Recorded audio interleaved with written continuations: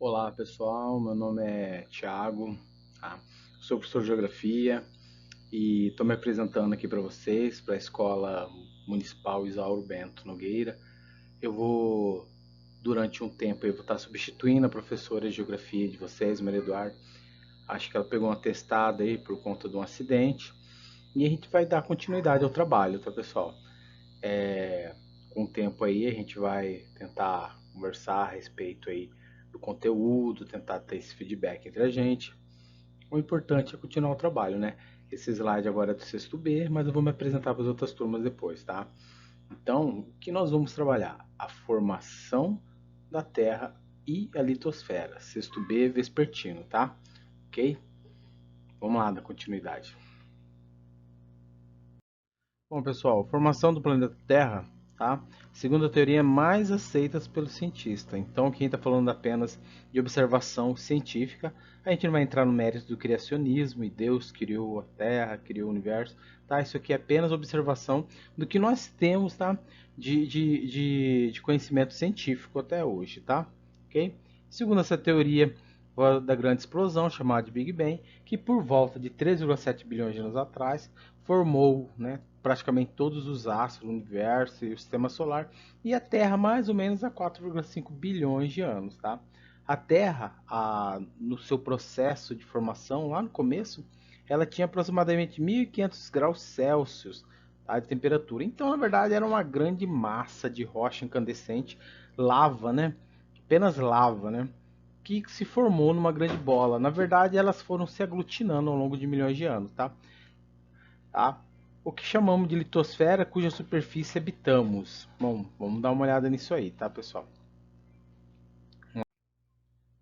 Continuando, aqui temos uma representação do que foi o planeta Terra há, vamos dizer assim, 4,5 bilhões de anos atrás. Parece o Sol, né, professor? Parece, mas é a representação do nosso planeta, ok? Bom, então, após alguns milhões de anos, a Terra naturalmente foi se resfriando, tá, pessoal? Um processo natural que na verdade acontece até hoje, ok?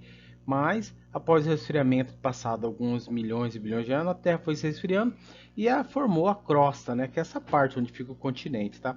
A parte sólida, ok?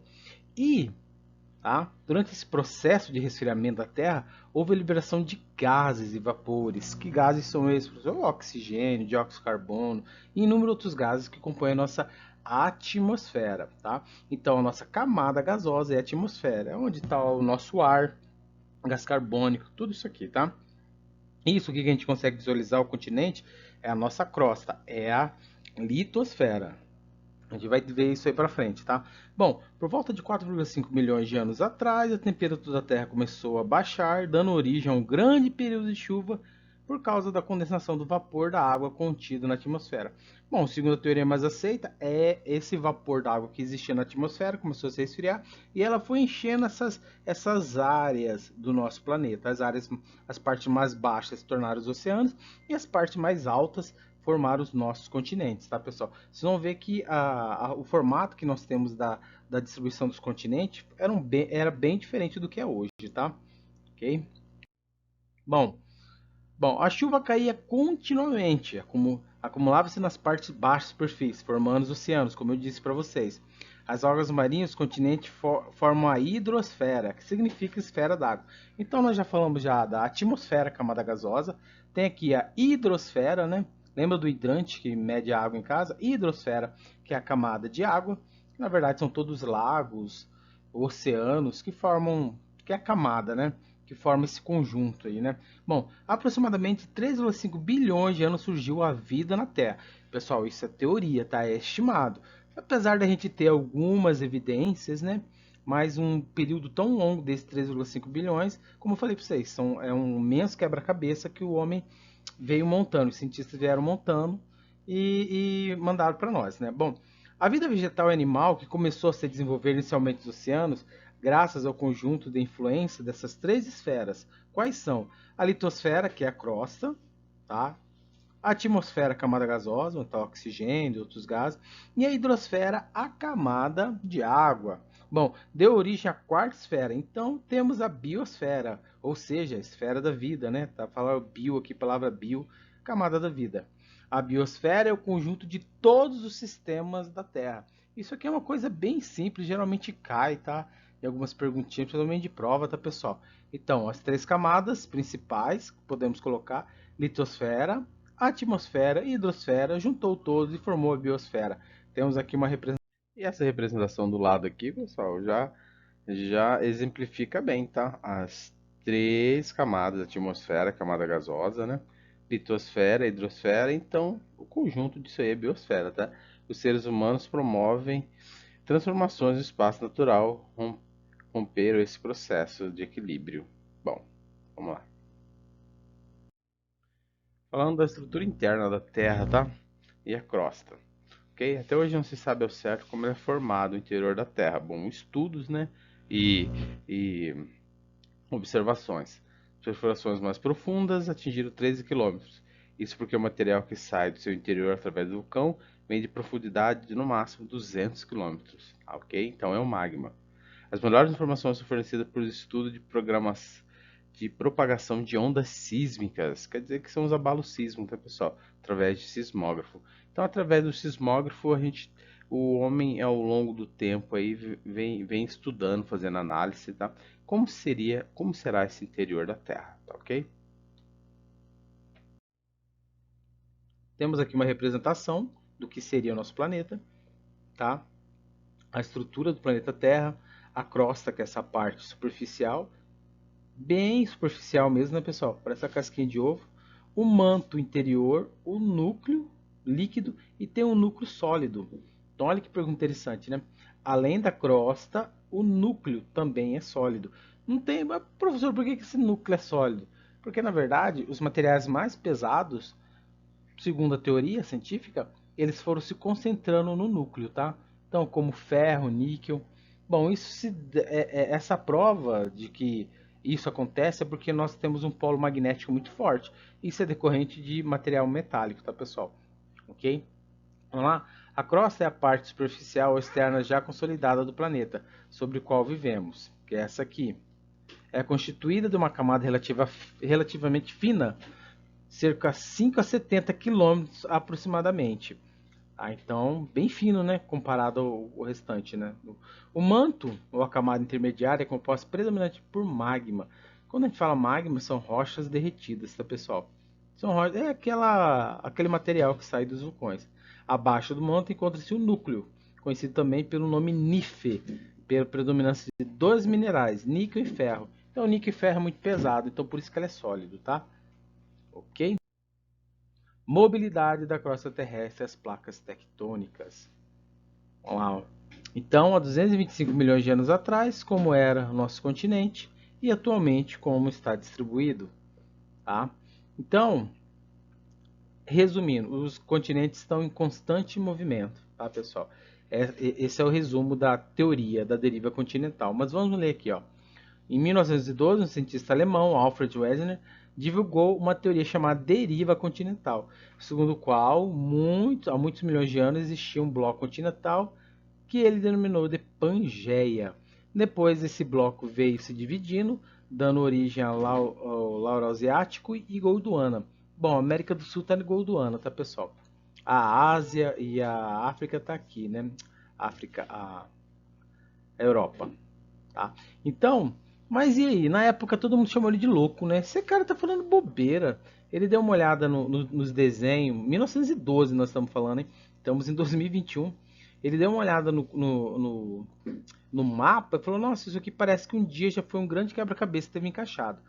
Será que isso aqui um dia já teve junto? Aí ele lançou a teoria. Só que o problema é que ele não tinha como provar a teoria na época, né, pessoal? Então, na verdade, ele morreu assim, sem saber que a teoria dele estava certa ou não, né? E hoje se sabe que os movimentos das placas tectônicas é real, né? Então, o mérito para ele. Bom, no início ninguém aceitou muito bem essa descoberta dele, né, pessoal? Ok? Ele só foi comprová-la aí só em 1984, que existem essas placas tectônicas, né? Esse mento quebra-cabeça. Se você imaginar de 1912 a 1984, então foi muito tempo para ter essa comprovação, né, através de análise de satélites, fundo do mar. Olha aí como que é. Ó, essa é a simulação do movimento que existe até hoje, ok? E ainda ela é constante, está ocorrendo. Temos aqui as principais placas tectônicas, né? É um mapa demonstrando como que é como está dividida essas placas que acabaram de se movimentar ali, que vocês viram no slide anterior, tá? Então elas ainda estão em constante movimento, tem umas que estão se separando, tem outras que estão se chocando, e tudo causa aí os seus fenômenos, né, pessoal? Tanto terremotos quanto tsunamis. Se você olhar a placa sul-americana, ela está afastando da placa africana, tá? A placa de Nazca está trompando com a placa sul-americana. Bem aqui nós temos uma montanha, que é a Cordilheira dos Andes, onde as placas se encontram, formam montanhas, tá, pessoal? Montanhas rochosas. Aqui temos o Himalaia, ok? Onde elas se separam, principalmente no oceano, formam chamadas fossas abissais, tá? Ok? Ok. Bom, vamos lá, vamos dar uma lida aqui. O que faz essas placas se movimentarem? Professor, o que faz essas placas se movimentarem? Não estou entendendo. Segundo uma descoberta recente, década de 60. Vamos lá, a gente está falando do manto, hein? É a ascensão do magma. O que é isso? É aquele material, né, que sai da boca do vulcão. O que é a ascensão? É quando ele sobe pelas fendas existentes nas grandes cadeias de montanhas submarinas, chamadas de dorsais oceânicas ou cordilheiras mesoceânicas, tá? A nível de curiosidade, pessoal, as montanhas mais altas estão embaixo do oceano, tá? Como assim, professor? São montanhas também, tá, pessoal? Só que estão submersas. 12.000, 13.000 metros, enquanto o Everest tem 8.800, é a nossa montanha mais alta, né? Embaixo dos oceanos tem essas fossas abissais, tá? Bom, a ascensão do magma provoca o alargamento dessas dorsais, que empurram lateralmente as placas e, consequentemente, os continentes que delas se afastam. É aquilo que eu expliquei para vocês das placas, tá, pessoal? A sul-americana e a africana, elas estão se afastando, tá? Esses movimentos laterais dão origem ao deslizamento e choque entre elas. O choque entre as duas causa o enrugamento de uma delas, enquanto a outra afunda no manto. O que quer dizer isso, pessoal?